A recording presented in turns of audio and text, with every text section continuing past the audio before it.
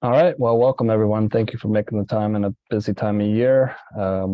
Obviously, you saw the recent press release on this exciting new report that was a collaboration across the region. I'm Myron Weiskittel here at the University of Maine, run the Center for Research on Sustainable Forests, and this was really a multi-partnership with the University of Vermont Hubbard Brook School of Forest Resources, the U.S. Forest Service, and our federal partner, also the Northern Borders Regional Commission. So many thanks to all the individuals here that pulled together this report. I think there's some very exciting and interesting findings that have some important implications for the region, particularly as we think about the post-COVID era.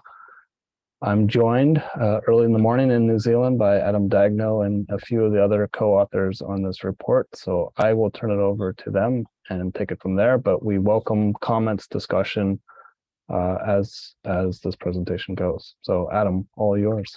Great. Thank you, Aaron. Yep. And thank for everyone for coming to this webinar, both today or watching the recording in the future.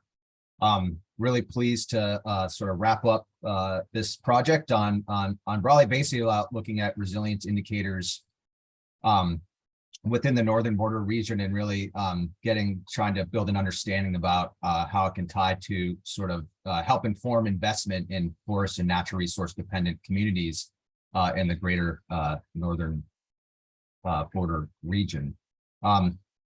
Today's webinar will be sort of a collaboration, as Aaron is sort of a multi-person presentation. As Aaron talked about, this was really a collaboration amongst a number of organizations. So myself representing the University of Maine's contribution, Claire Whitehouse representing University of Vermont's contribution, and Sarah Garlick will talk about Hubbard Brook's contribution.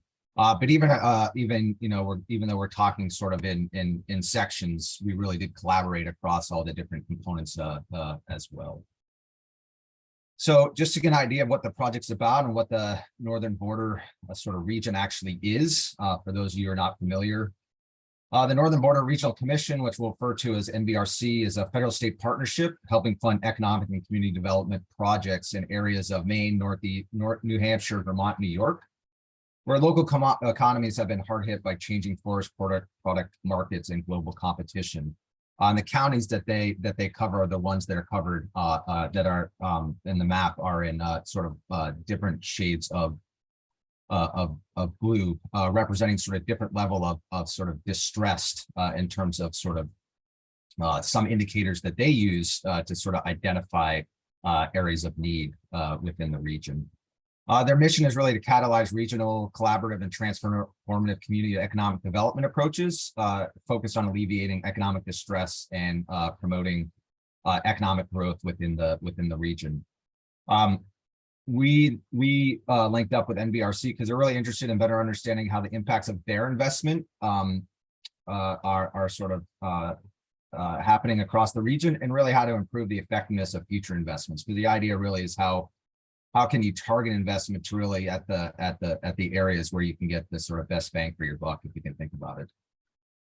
And so this project really focuses on identifying metrics and ways to measure and improve really socioeconomic resilience in NBRC communities, but also understanding that sort of ecological and natural resources, sort of more on the biophysical ecological side, still play an important role in the socioeconomic resilience, because that's a sort of major asset that we have within this region. We have three objectives that we're going to go over sort of in sections. The first was to use publicly available data to construct quantitative socioeconomic resilience indicators for all communities across the region. We then also analyzed household level data from 12 different NBRC communities to assess current perceptions and future aspirations of residents within the region. And then we coupled that with using interviews and focus group approach with decision makers, stakeholders, scientists to really understand possible regional ecological resilience indicators. We can sort of use that as another sort of baseline to look at sort of how can we compare those with socioeconomic indicators, along with the sort of current perceptions and threats and aspirations, to really do this sort of integrated approach to thinking about how all these things are related. And again, how they can tie to sort of investment in economic development targeted projects. So resilience is sort of a buzzword. It's been around for some time, but really sort of grown a lot in the last 5 to 10 years. And so really, what do we mean by resilience here? And resilience itself, sort of broadly, is the capacity of a system to tolerate or respond to shocks or disturbances and then recover from them, or in some cases not. When we're thinking about economic shocks, we can think that an event that produces a significant change within economy, and that economy can be sort of defined broadly as something very local to a regional to sort of state, national, international level.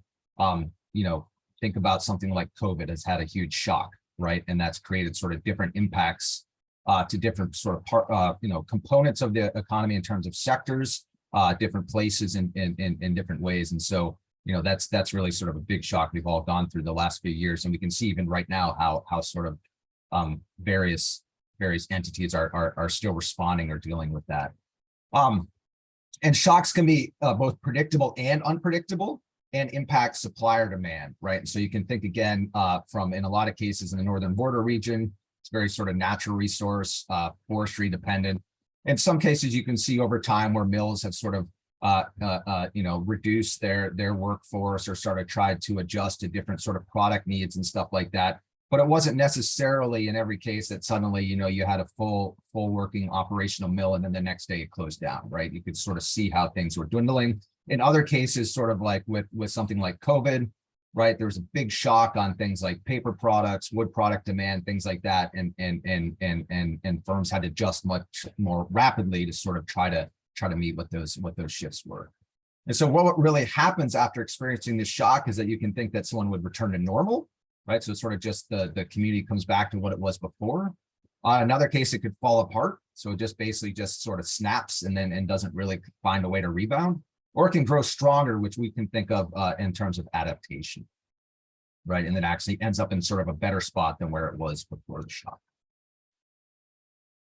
So I'm going to go over sort of the first section, which is really this idea of establishing and tracking socioeconomic resilience indicators in the northern border region, which is very sort of quantitative, data-driven sort of approach to doing this, largely taken from publicly available data sets that we all have access to.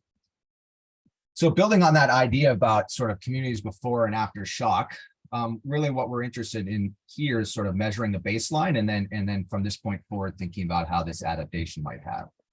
So you can think about there's a number of communities out there that are all sort of focused on different entities, might have different sort of distributions of sectors within their economy that they're operating on. And they're sort of moving forward and going through everyday life. Suddenly a shock might happen. And as a result of that shock, they're going to transition or respond in different ways. And really often what happens when they reach this economic shock is group A, started off as a single sector economy, and they might find new or previous sources of development, right? So they might be heavily dependent on sort of forest for its sort of provision of products, right? And it's largely focused around manufacturing and conversion of those logs and fiber into sort of end products. And so maybe they say, well, okay, if there's a shift in sort of demand for newspaper print, well, we still know, we still have access to the pulp and fiber source. Let's figure out how to change that and make some other products like, cardboard, release paper, other things that you can do, right? Or they continue to try to just figure out new ways or new sources of use for the traditional product. Group B might become a more diversified economy and find new sources of development. So they say, okay, well, we still have this asset, which is the forest. Let's not be 100% dependent on just converting that into forest products, but also sort of build our tourism sector or something like that, where we can sort of have multi-uses of that forest beyond just the provisioning of products. But there's also this group C, which is sort of stuck, right? And they're the ones that they still have yet to figure out even what to transition to or try to how to rebound, right? And so we can all kind of think of economies where that might be the case as well. Communities, right? We're still sort of focused on the past and not really sure how to get sort of out of that past, right? And still haven't figured out how to sort of adapt. And so you can think about this in another sense is that sort of this is the sort of the idea of how do we actually measure how you get from one point to the other. And in this resilience indicator base, you can think of that we're sort of plotting along at this base condition. we reach some sort of degree of economic shock that's going to cause sort of whatever indicator we're having here. So maybe this could be employment or sort of revenue generated from the forest product sector. And as a result, that's probably going to go down. Say if there's a shock where demand goes down of a certain product, right, that mill might produce. And then the response is whether, it comes up with a way to utilize their inputs in a different way to make different products, or in some way to build that resilience to even stronger than where it was in the base. One where it's rebounding to some degree, but it might take some longer bit of time to get back to that base trajectory, right? Or the case where there's basically, it just hits by the shock and then it doesn't rebound at all, right? So this might be the case where the mill actually closes down. And so what we can think is really what we want to do is try to come up with indicators that we can use to then measure these different levels of resilience and compare them both across time and also across communities. So what we've done in the first state is that basically based on sort of a lot of literature that's been sort of carried out in this space, that's largely done in sort of other parts of the US, or maybe been applied to sort of more on a natural hazard based sort of framework or something like that. Is we went and developed found 28 different indicators of sort of community and socioeconomic resilience that sort of align well with sort of communities that are within our northern border region. And these can be sort of divided into 4 major factors, or components, which would be community resilience, social resilience, economic resilience, and another big one that sort of popped up a lot, largely since sort of the COVID era, has been housing resilience as well. And so those are the factors that we're trying to measure. And then you can use different types of indicators or data to actually measure what they may be. So a community might be affected by their property tax rate or their municipal valuation, the percent of population under 20 years, and how the population has changed. And the interesting one in population change is that while it's basically the idea, the more stable your population is, the more resilient you might be, because you have to have a big influx of people, as we've seen in some communities within this region, right? There's a lot of coping that needs to be done to either, to find housing, find additional employment. There's stresses on rents and things like that. And so there's sort of different ways, again, that you can measure how these different aspects might affect resilience. And you can go through other sort of components, thinking about aspects of poverty, education, employment, the different sectors of employment that are available, access to things like broadband, the amount of houses that are owner occupied, et cetera. They all sort of tie into these different metrics that we can measure. And then you can use them to essentially develop these indices that allow you to give resilience scores that can be measured at different scales. And what we've done is largely try to measure this at the sort of the town level, community level, municipality level, that's largely measured through sort of census level sort of levels of geography or delineation. And so bringing that together, we've developed sort of 5 different resilience indices. The first one is sort of the major one, is the overall resilience index.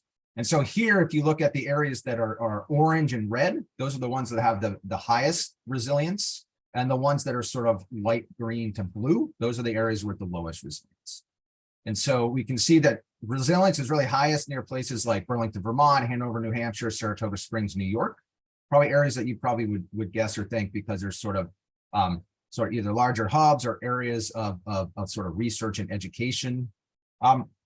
They're lowest in down East Maine, northern New Hampshire, and part of the Adirondacks. Again, more rural areas, maybe sort of farther away from sort of these sort of economic centers. We also found that if you look specifically at ones that are more rural or natural resource dependent, they tend to be less resilient than those that have a more diversified economy. And these scores are really correlated with the NBRC distressed counties. So the ones that the NBRC sort of labels as being most distressed, they're the ones that also have the lowest level of resilience here. So it sort of ties well with sort of the metrics that they already used to define sort of where their targeted investment should be. The key here is that we've tried to go a little bit better resolution, looking more at the sort of municipality level or town level, whereas NBRC is largely focused on they utilize county level metrics. We can also divide this up in these 4 factors that I talked to you about: community, social, economic, and housing resilience. We found that overall, if you just sort of look very broadly, New York and Vermont are considered more resilient across all these different categories, and you'd see where the red pops out, red and orange parts. There's notable variation though across sub-resilience categories, right? So there's not always the case where if you look at, housing resilience versus economic resilience, they're not, the colors are lining up in different areas, right? There's the largest variation in housing resilience where you can kind of see the points where red really pops out, but then there's other areas where blue is very prominent. So that means sort of the distribution is more spread out in terms of where there's variation or differences. And economic and social resilience scores are more positively correlated with the total resilience score. So even though all these are evenly weighted in terms of how that we get that overall resilience, there's some that are more sort of correlated. So it can also come back to this point of maybe you don't have the opportunity or chance to measure all 28 sort of metrics that we have on a year-by-year basis, but are there sort of a key set of ones that we could utilize that can help us sort of still get that same level of sort of understanding, at least in terms of this relative resilience across the region. So that's where we are right now on this component. Really, the idea again is those maps that I show are static, therefore sort of 2018 to 2020. But really, what you want to know is to see how that resilience has changed over time. So the idea is that we really want to replicate this and produce this in some sort of interactive online dashboard, so you can basically have multiple years of data. Because that's when tracked over time, these indicators will be able to provide more quantitative evidence for improving or declining resilience in specific communities and across the region as a whole. So you can sort of see where things are shifting, how they are, and maybe then potentially tie that back to sort of levels of investment activity and other sort of components that go into what might cause resilience to shift.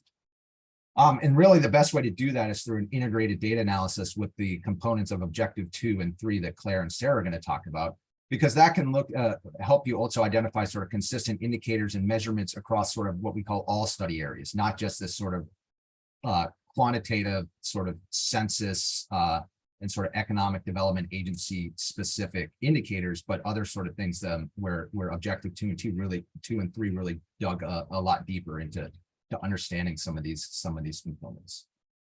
So with that, I'm going to pass it over to Claire to talk about her component of the study. Thanks, Adam. So at UVM, we explored the household data section. That's what we took on. My name's Claire Whitehouse. I'm a research specialist at the Center for Rural Studies at UVM, which is a social science research center. And we conducted this work under the leadership of Dr. Meredith Niles, who's an associate professor in the Department of Nutrition and Food Science. You can go on to the next slide. Great. So we evaluated community perceptions through survey research. We sought to develop community level indicators across the NBRC region, and through engaging with community members in 12 counties and to identify needs and strategies for community members to improve resilience. Slide. So we selected 3 counties in each state in consultation with NBRC leaders, and those counties are listed here. And in each county, we sent postcards to a random selection of 3,000 to 3,500 households, inviting residents to complete an online survey. So we received 677 complete responses from all 4 states. And as we almost always see in survey research, our response rates were skewed towards privilege, right? So compared to the average demographics of the region, our respondents were higher income, more highly educated, and older. Just not surprising, but important for our takeaways, right? And I'll explore that more later. So our survey used the community resilience model shown at right here, which divides community resilience into 4 dimensions, which are economic, social, environmental, and public infrastructure. And some examples of those are listed on the left side of the screen. So survey asked respondents to rate each of these 4 dimensions, as well as their community's overall resilience on a 10-point scale, with 1 being the least resilient and 10 being the most resilient. And we also asked folks about their level of agreement with specific indicators of each of these 4 dimensions. So some examples of those would be social resilience would be, I generally trust the people who live in my town. And an indicator for environmental resilience would be, my town has sufficient natural resources, or my town is prepared to respond to natural disasters. Example of economic resilience indicator could be people living in my town have the financial means to meet their essential needs.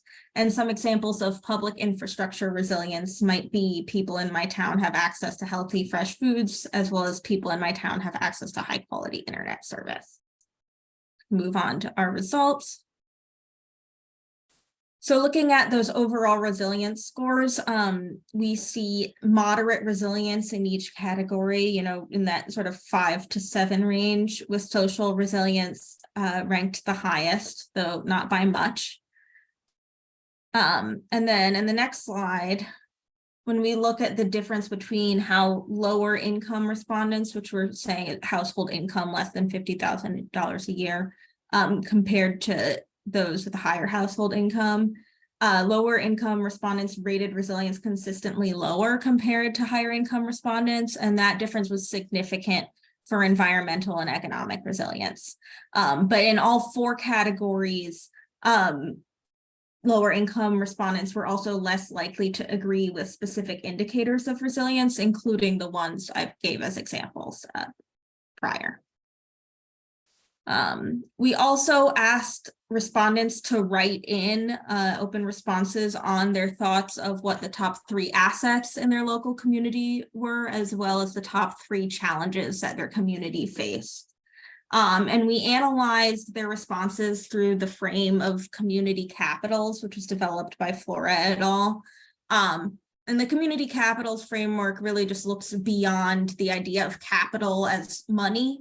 Right, it says that communities have 7 kinds of capital with lots of variation in between, one of which is financial, right? But communities also can have political capital, social capital, human capital, like labor, etc., cultural capital, natural capital, and built capital.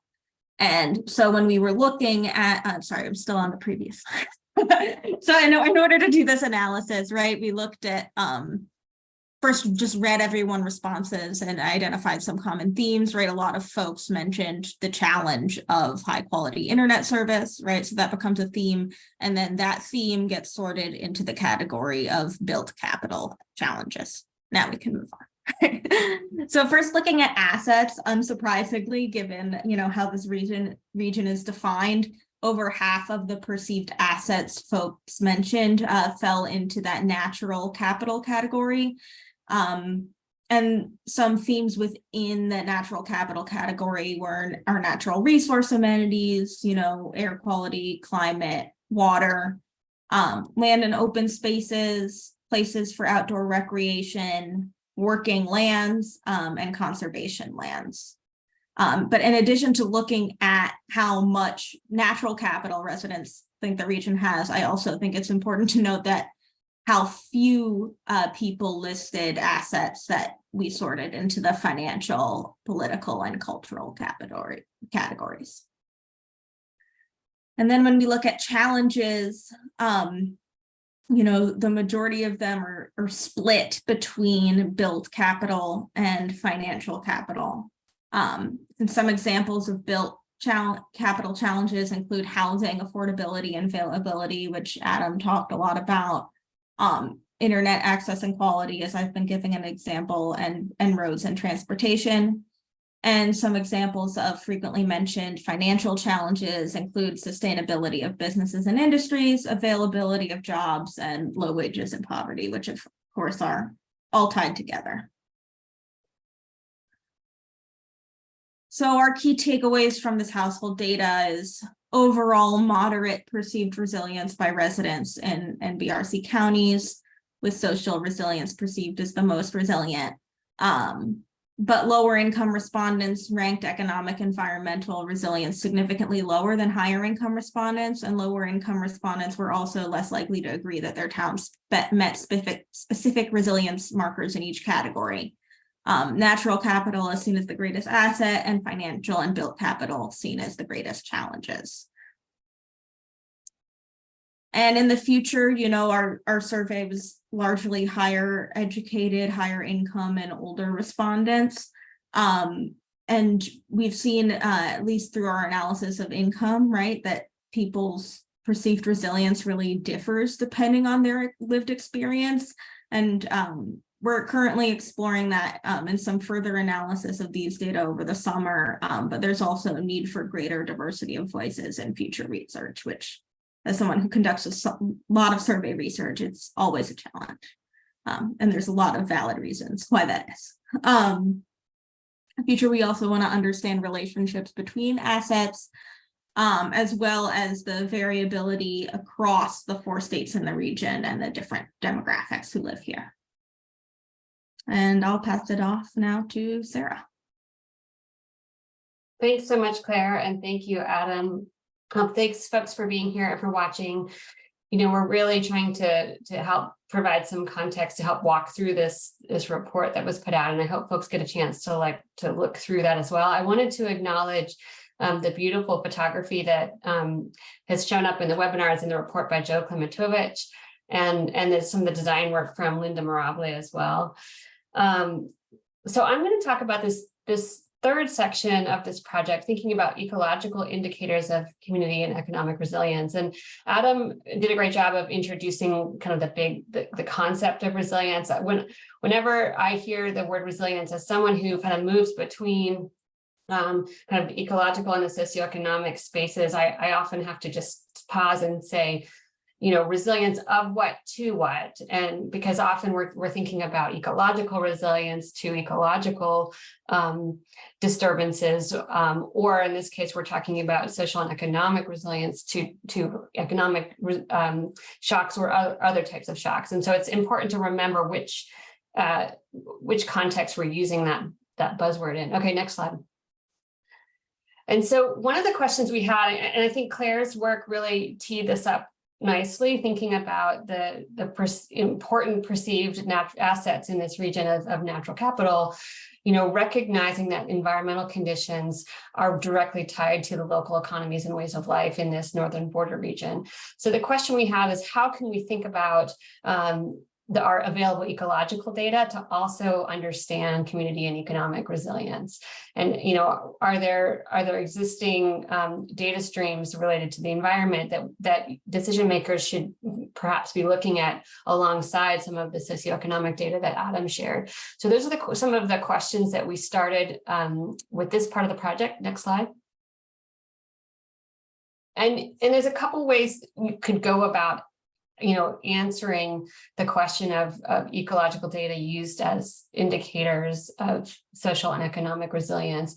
One way is to gather the data and analyze it and create these indicators, and that's super helpful. Another way is to go to different decision makers and ask them how they're thinking about environmental conditions in their decision-making processes, and use those to inform the development of the indicators. And so we use this latter approach in this case. So we went to a group of decision makers from different, you know, community level, regional level, state level, you know, what we're calling here in this slide, network influencers. These are really, you know, leaders of different sectors, whether that's economic development or outdoor recreation or community development, as well as different scientists, social scientists, and ecological scientists. And we conducted interviews and facilitated dialogue focus groups over Zoom. Next slide. This is the group of institutions that were represented in our project. You can see there's a whole list here from, you know, across the northern border region. Next slide. And so we framed these conversations, both the one-on-one interviews and the focus groups, around 3 generic scenarios. One, conserving and managing town forests for community resilience. 2, statewide initiatives for improving the recreation economy. And number 3, investing in the future of bioeconomy of the region. And under those 3 kind of general topics, we asked these kind of overarching questions. How might existing ecological data sets and tools be used to inform these decisions in these kind of general contexts? And how do decision makers and scientists think about these issues? How do they kind of grapple with the decisions and the data that could be available. So they were very broad, but they made for some really interesting conversations. Next slide. The other framework we used for this study was the forest indicators dashboard that's already available online. And so I have a tiny URL there, so you can find this dashboard from the Forest Ecosystem Monitoring Cooperative. And this was just, we use this as an example of how a group of ecological data sets might be collected and gathered and used as indicators. Next slide. Even though this tool isn't currently available for all of the states in the Northern Border region, it gave us a platform for thinking about what ecological data sets might be available. And so the FEMC tool for Vermont has 4 categories, 4 bins: structure, conditions, services, and stressors. And they have available data sets for all of these different factors here. And I can't remember the number, it's 30-something different data sets. And so we asked participants to look through that tool, to think about those data sets and how they might choose from that menu to inform those generic decision contexts, or perhaps are there specific data sets that they wish they could have to inform these kind of hypothetical decisions, and what those might be. Next slide. So I'm just going to give a kind of really big picture themes that we heard, and then I really would like to encourage folks to look through the actual report, because in this kind of approach, very qualitative, convening conversations, the richness are in the quotes and in the different types of topics that emerged. But overall, over these 3 different topic areas, we heard pretty consistently interest in forest cover, connectivity, different ways to measure forest condition or health, and then looking at the mix of ecosystem services that forests are providing. Those kind of 4 groups of indicators, indices, really rose to the top as relevant to these kind of broad scenarios.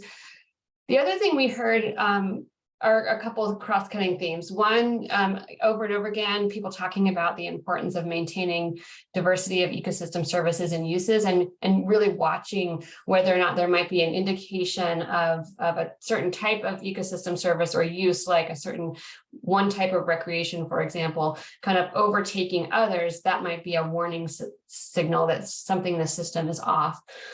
Another key theme we heard over and over again are the need for particularly local decision makers, like if you're managing a town forest, to be able to think about what's happening at their local scale in this regional context of the Northern Border region or the Northern Forest, and what's happening, ecologically, environmentally across the region. And then lastly, there's a very strong sense that we need to take that next step that I think this whole report is pointing to, in integrating these ecological data with the economic data and be able to have the conversations at the same time. And I think a lot of the participants we talked to felt like we're still having those conversations in separate rooms. Next slide, Adam. So I just want to point to 2 pages in this section of the report to highlight that folks might be interested in.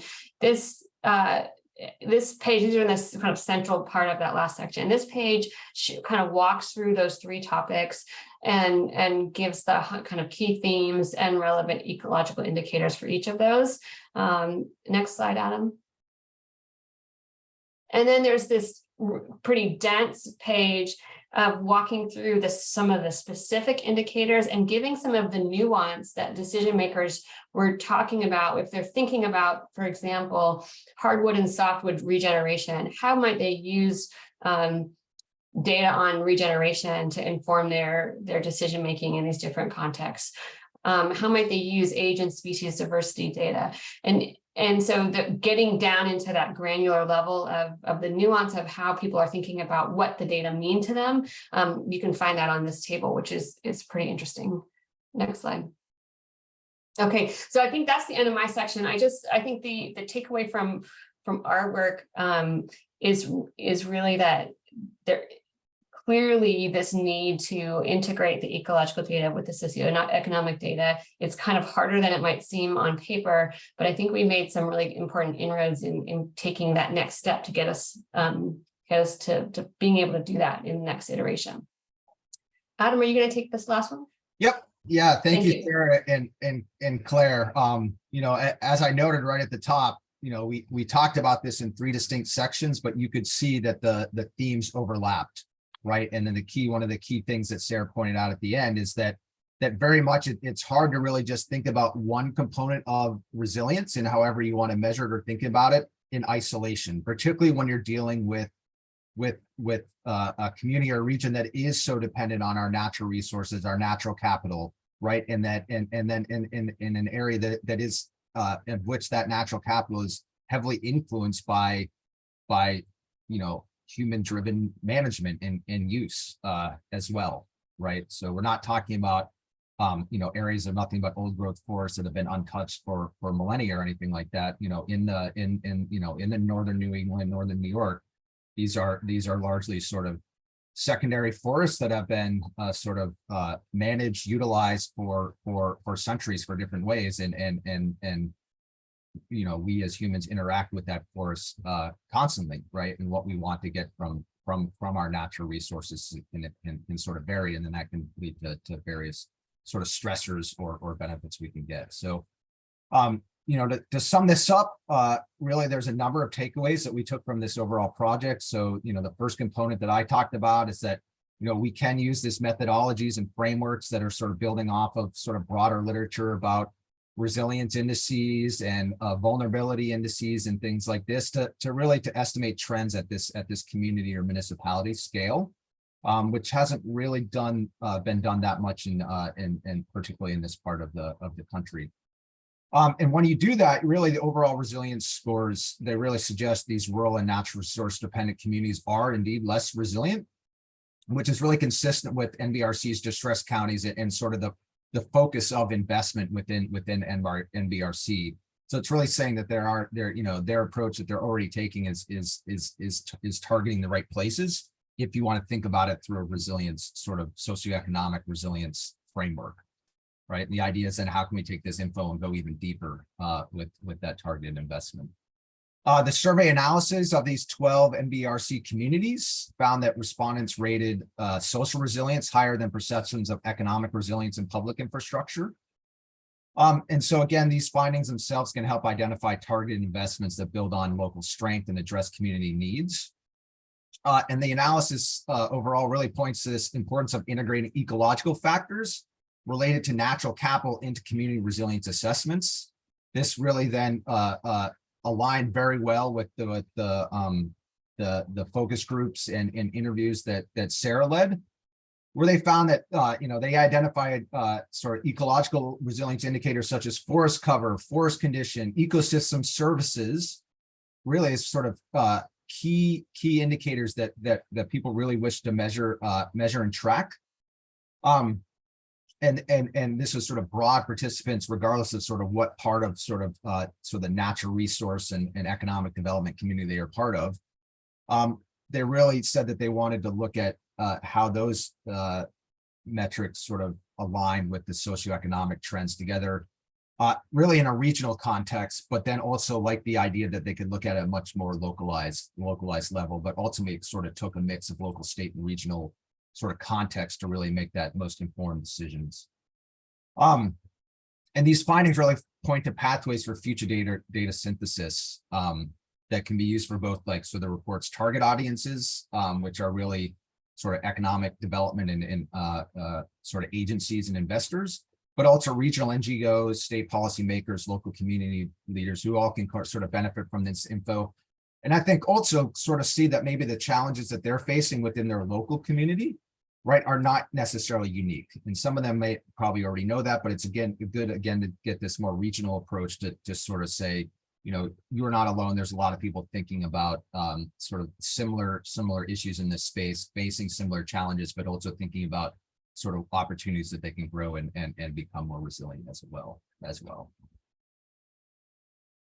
And then ideas for future work, right? With anything with where you bring a bunch of academics in the room and you know, give them a finite amount of resources to do a study, we'll come up with even more things that we could do sort of in the future. One that is a kind of sort of recurring theme that's come up today is the idea of combining, comparing these public data resilience scores that I talked about with more of these community perception findings, household level interview-based sort of input that Claire and Sarah talked about, and sort of see where they overlap, because that might also help us sort of identify sort of what are efficient ways that we can sort of measure and track resilience without necessarily having to replicate every single thing we did in this report, you know, on an annual basis. We have a regional dashboard that you can see and access through the report that largely focuses on these sort of economic indicators. But the idea is that that's at just one point in time. We want to be able to create this sort of something that's more dynamic. And so where those scores get updated and you can sort of compare and contrast over time. Really want to synthesize these suggested ecological indicators and think about how, again, how they mesh with some of the socioeconomic and community indicators that we found. And again, identify sort of where the ones where there's more sort of synergies or ones where there's maybe more trade-offs and potential conflict associated largely with forest use. And really be great to produce an annual or biannual state of the forest and region report that are sort of accessible to multiple stakeholders that can continue to, again, to look at what these sort of trends are, how they're evolving over time, and sort of key influences that various shocks may have on the state of the forest. So with that, obviously, if you found a way to this webinar today, then you probably already have access to our report. And within the report, it also points to the indicators dashboard that we created as well. But again, the idea is try to get as much as possible sort of out into the public. As Claire alluded to, we're going to continue to hopefully create more materials, do more analysis, sort of with some of the survey data and things like that. So again, to get more insight on what we've done, and then continue to search for ways to potentially continue this work into the future. And so with that, I thank you. You're welcome to basically ask us questions now, or you can again always contact us through the sort of contact information available in the report if you have questions in the future.